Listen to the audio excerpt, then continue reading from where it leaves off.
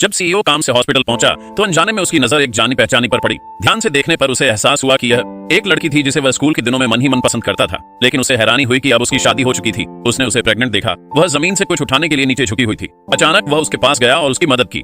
हालांकि लड़की ने उसे बिल्कुल नहीं पहचाना, बस धन्यवाद कहकर जल्दी से चली गई। सीईओ वहीं खड़ा रह गया। उसे बहुत ज्यादा नुकसान का एहसास हो रहा था। उसके पास खड़ी अब और इंतजार न करते हुए उसने उसे बुलाया और कहा, कोई हैरानी नहीं कि उसने इतने सारे चाहने वालों को नजरअंदाज किया।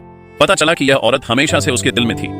सीईओ ने कोई जवाब नहीं दिया, लेकिन उसके विचार कई साल पीछे चले गए। उस समय उसकी अपनी माँ से बहुत बड़ी लड़ाई हुई थी और गुस्से में वह घर से बाहर चला गया था। उसके पास जाने के लिए कोई जगह नहीं थी और वह बस बारिश में सड़क किनारे बैठ सकता था।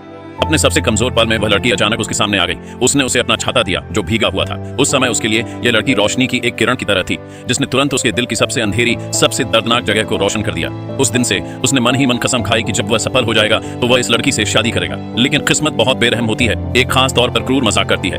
अब जब वे दोबारा मिलते हैं तो लड़की पहले से ही किसी और की पत्नी है, उसका अपना परिवार है और वह प्रेग्नेंट भी है। सीईओ जानता है कि सम्मान के लिए उसे उसकी जिंदगी में खलल नहीं डालना चाहिए, इसलिए वह चुपचाप इस सच्चाई को स्वीकार कर सकता है। इस बीच लड़की गलती से चलते हुए एक मरीज से टकरा गई। मरीज ने बिना सोचे समझे तुरंत उसे थप्पड़ मार दिया। लड़की हैरान और डरी हुई थी। बार बार वह पीछे हट गया। अचानक मरीज जिद पर अड़ा रहा, यहाँ तक कि उसे छूने और उसका फायदा उठाने की कोशिश भी की। ये नजारा सीईओ ने देखा, जो पास में ही था।